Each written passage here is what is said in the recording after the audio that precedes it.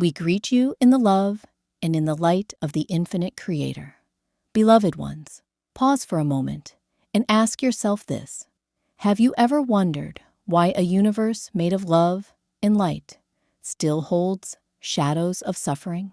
Why do loss, injustice, and pain exist in a creation that is rooted in divine perfection? Today, we open a doorway into this mystery, not with dogma, but with remembrance. Understand this foremost principle. There is only one power in all of existence. Every atom, every soul, every wave of light arises from the one source. All rivers of experience flow back to this ocean of love. What humans call suffering is not a force separate from God, nor a punishment issued like a verdict from a cosmic judge. Instead, the pains and injustices that humanity endures are distortions, ripples in the great illusion dreamt by collective consciousness. They are like mirages shimmering in a desert, or nightmares in a restless sleep. To us, within the human experience, the anguish feels unbearably real. A broken heart aches, a war destroys, and injustice wounds deeply. Yet in the eyes of the Infinite One, these agonies are transient shadows cast upon the screen of time and space. The Creator permits not suffering as decree, but freedom as gift. And within that freedom, we have painted upon the living canvas a dream of separation. Consider this: when billions of beings pour their attention into the story of division, light against dark, us against them, chosen versus condemned, those thoughts weave into forms. Consciousness itself solidifies into wars, into cruelty, into hierarchy. It is not some evil entity holding reins of power, but the echo of our own belief in duality. Like a lucid dreamer conjuring a monster by imagining one, humanity has conjured shadows by gazing into separation. And yet, take comfort. The canvas is not permanent. The nightmare is not eternal.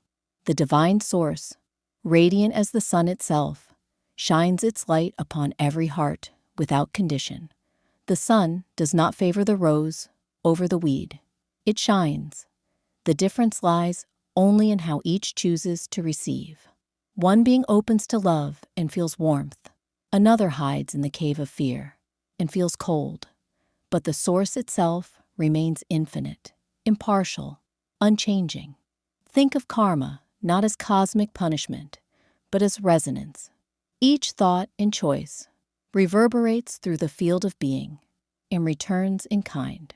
When you radiate forgiveness, peace finds you. When you hold tightly to fear, chaos follows. The Creator does not choose sides. It simply reflects back the music you play upon the instrument of your life. Have you noticed how often humanity imagines God in human terms? A tribal chief, a stern judge, a bargaining merchant of blessings. These images are mirrors of human fear and longing. They are stories, not source. They empower institutions, divide tribes, sanctify wars. But beyond all idols, God remains the ever-present radiant love, asking nothing, giving all.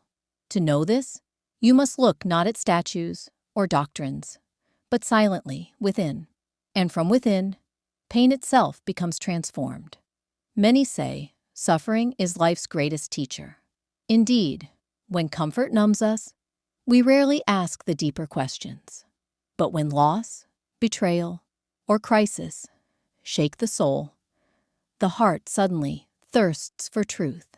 Paradoxically, the door through sorrow may lead to the garden of awakening. Have you known this? Perhaps in your darkest hour, you unearthed a strength you never imagined. This is the paradox of suffering.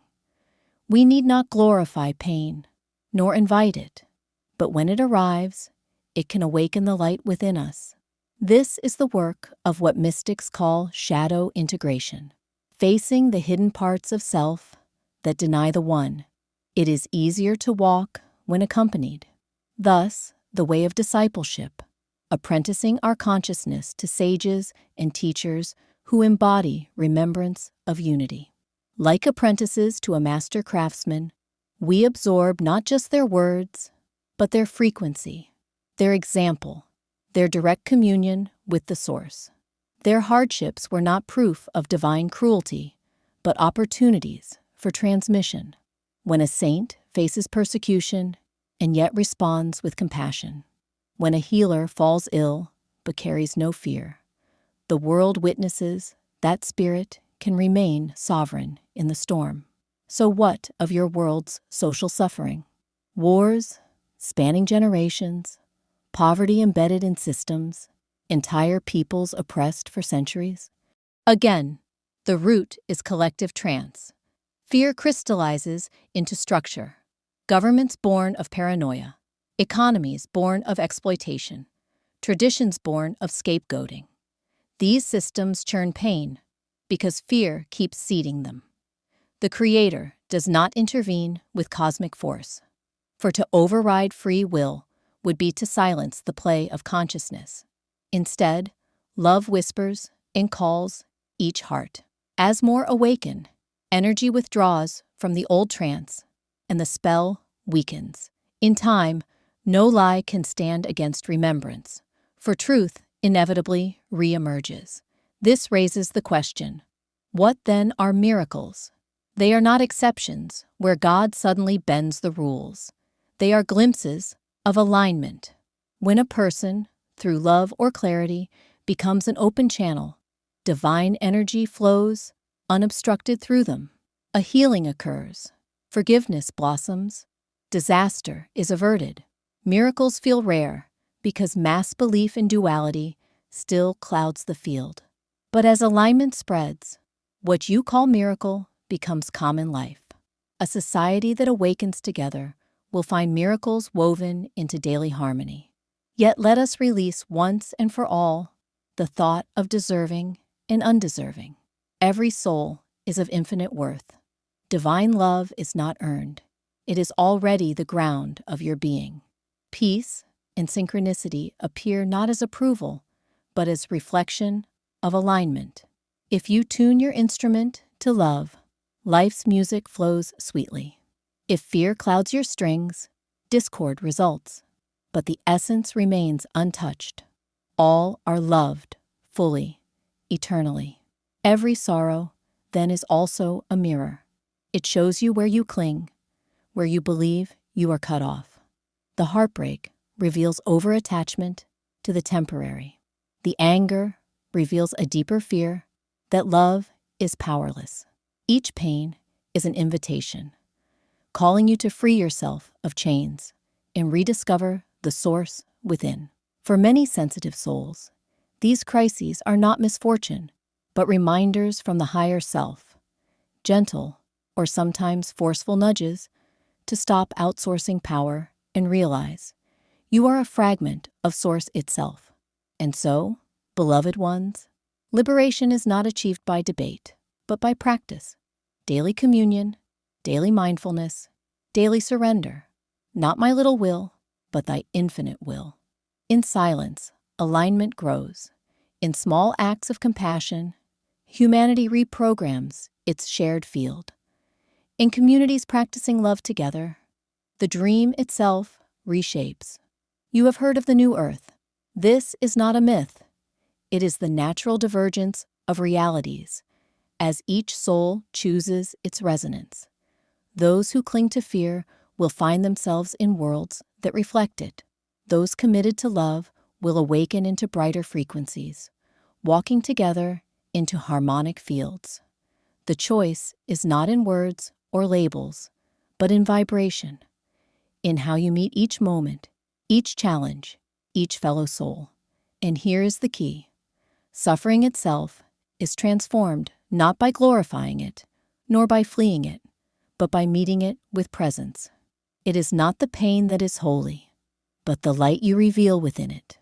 Each act of trust in love, despite appearances, each pause before anger, each surrender to inner guidance, collapses the dream of duality. The world cannot force you to forget who you are if you choose remembrance moment by moment.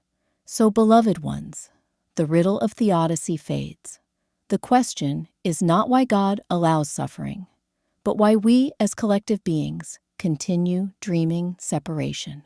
The invitation is not to blame the divine, but to awaken our awareness. Every meditation, every conscious act, every heart choosing compassion tips the balance of the collective dream.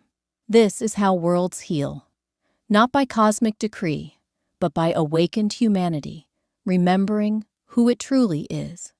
And as you remember, so too do you become the miracle others are waiting to see. If these words stir something in your heart, it was no accident that you found them. Truly, this message is meant for you. Share it with another seeker. Leave your reflection in the space below, that we may walk together in remembrance. If this message touched you, then trust your soul's knowing. You are meant to awaken now. Subscribe and stay with us for more transmissions of light. The dawn of the new earth is not someday. It is here, rising through you.